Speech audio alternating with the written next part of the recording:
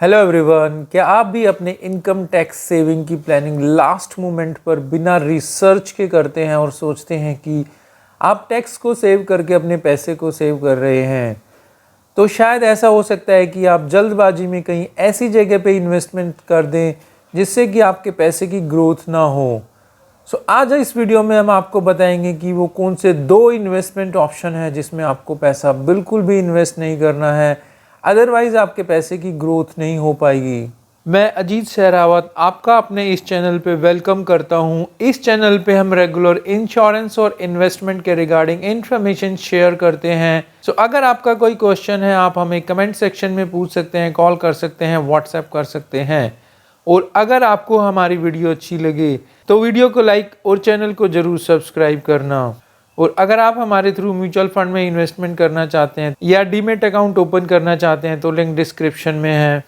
और अगर आप अपनी फाइनेंशियल नॉलेज को बढ़ाना चाहते हैं तो कुछ इंपॉर्टेंट बुक्स और वीडियोस के लिंक भी डिस्क्रिप्शन में है जो आपकी फाइनेंशियल नॉलेज को काफ़ी बढ़ा सकते हैं। वीडियो स्टार्ट करते हैं। सबसे पहला इन्वेस्टमेंट ऑप्शन जो आपको बिल्कुल अवॉइड करना है वो है सेविंग कम इंश्योरेंस प्लान। ये लाइफ इंश्योरेंस प्रोडक्ट है। जनरली लोग गलतियां क्या करते हैं कि सेविंग कम इंश्योरेंस प्लान लेते हैं अपने एटीसी के टैक्स बेनिफिट के लिए, जो कि बिल्कुल भी फ़ायदेमंद नहीं होती है।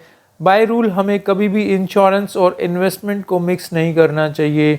हमें एक टर्म प्लान लेना चाहिए और बाकी सारा पैसा इन्वेस्ट करना चाहिए। और इस तरह के जो प्लान्स होते हैं उसमें इंश्योरेंस भी आपको बहुत ही कम मिलता है और आपको इन्वेस्टमेंट पे रिटर्न भी करीब 4 से 5% का मिलता है, जो कि आपके पैसे की ग्रोथ को बहुत ज़्यादा रोक देता है।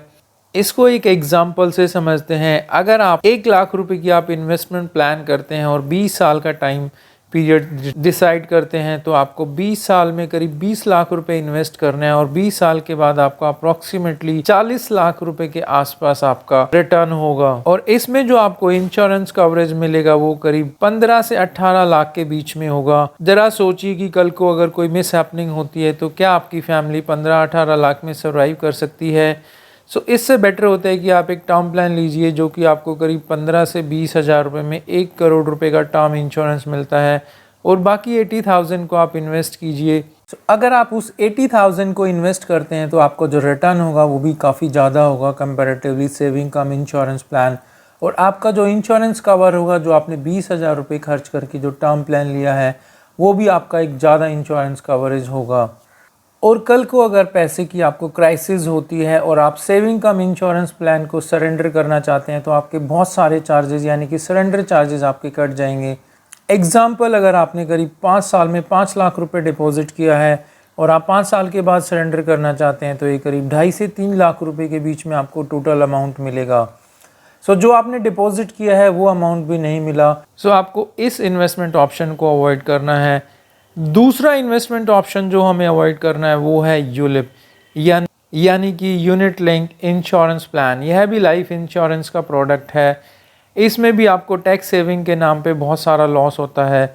जब भी आपको यूलिप प्लान लेते हैं तो उसमें आपको बहुत सारे चार्जेस पे करने होते हैं, like premium allocation charges, fund management charges, policy administration charges, mortality charges etcetera.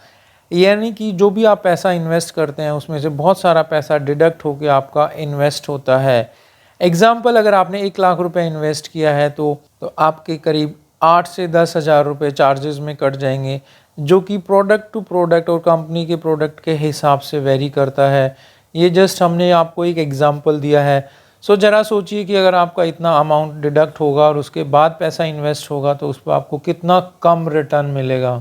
वहीं अगर आपको पैसा शेयर मार्केट का एक्सपोजर ही लेना है तो उससे बेटर ऑप्शन होता है ELSS यानी कि इक्विटी लिंक सेविंग स्कीम। आप अपने पैसे को वहाँ पे इन्वेस्ट कीजिए।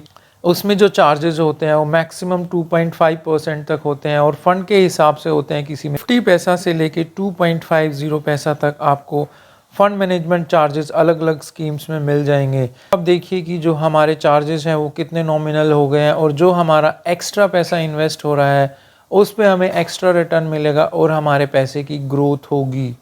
प्लस यूलिप में जो लॉक इन पीरियड है वो 5 साल का है और ELSS में 3 साल का लॉक इन पीरियड है और 3 साल के बाद आप इजीली अपने ELSS फंड्स को विड्रॉ कर सकते हैं जब और यूलिप में विड्रॉ करने के लिए आपको सरेंडर चार्जेस पे करने होते हैं। अगर आप अपने पैसे को ग्रो करना चाहते हैं और टैक्स भी सेव करना चाहते हैं तो ये दोनों प्रोडक्ट को अवॉइड करना है, क्योंकि इनमें ना तो हमें इंश्योरेंस ज़्यादा मिलता है, ना ही हमें इन्वेस्टमेंट पे रिटर्न, और अल्टीमेटली जो इन्वेस्टर का बेनिफिट है अपने टैक्स को सेव करके अपने पैसे को बचाना, वो सारा का सारा वेस्ट हो जाता है। सो ये थे वे दो ऑप्शन जो ATC में टैक्स सेविंग के लिए हमें बिल्कुल अवॉइड करने हैं। कमेंट सेक्शन में आप हमें बताइए कि क्या आपने भी ऑलरेडी इन जगह पैसा इन्वेस्ट किया हुआ है। शेयर कीजिए इस वीडियो को उन लोगों के साथ जो टैक्स प्लानिंग बिना रिसर्च के, बिना सोचे समझे करते हैं। लाइक एंड सब्सक्राइब कीजिए अगर आपको हमारी वीडियो अच्छी लगी हो तो। Finally, thank you for watching.